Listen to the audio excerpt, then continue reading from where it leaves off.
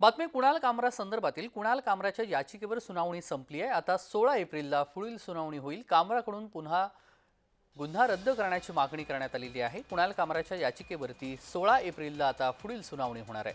कुणाल कामरा यांनी खार पोलीस स्थानकातील गुन्हा रद्द करण्याची मागणी केली होती आणि आज झालेल्या सुनावणीमध्ये 16 एप्रिलची तारीख देण्यात आली आहे। परंतु कुणाल कामरानं मद्रास कोर्टाकडून 17 एप्रिलपर्यंत अंतरिम जामीन मिळवलेला आहे।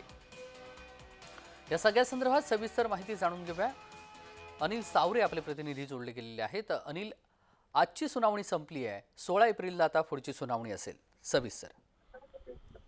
खरं तर त्याच्याच पायथून आलं सरकारने आपले म्हणणे मांडण्यासाठी कोर्टाकडे वेळ मागितला, मात्र कुणाल कामराच्या वकिलाने आजच सुनावणी घेण्याची विनंती केली आपल्याला पाहायला मिळते। न्यायाधीश सारंग कोतवाल यांच्या पुढे सुनावणी झालेली आपल्याला पाहायला मिळते। मात्र कुणाल कामराने लेखी स्वरूपात पोलिसांना कळवले आहे की तो व्हिडिओद्वारे जबाब नोंदवण्यासाठी तयारी दर्शवत आहे, मात्र पोलीस तयार नाहीयेत।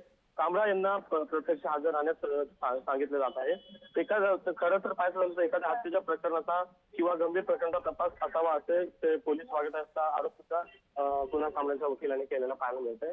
एक स्टँडअप कॉमेडी शो आहे, तो व्हिडिओ रेकॉर्ड झालेला आहे असं सुद्धा त्याच्यामध्ये म्हटलेलं आहे। खरं तर आता 16 तारखेला दुपारी पुन्हा सुनावणी होताना आपल्याला पाहायला मिळेल। मात्र परंतु कुणाल कामराने या मद्रास कोर्टातून 17 एप्रिल पर्यंत अंतरिम जामीन मिळवलेला आहे। खरं तर आता पुढे 16 तारखेला काय होतं ते सुद्धा पाहणं गरजेचं ठरणार आहे।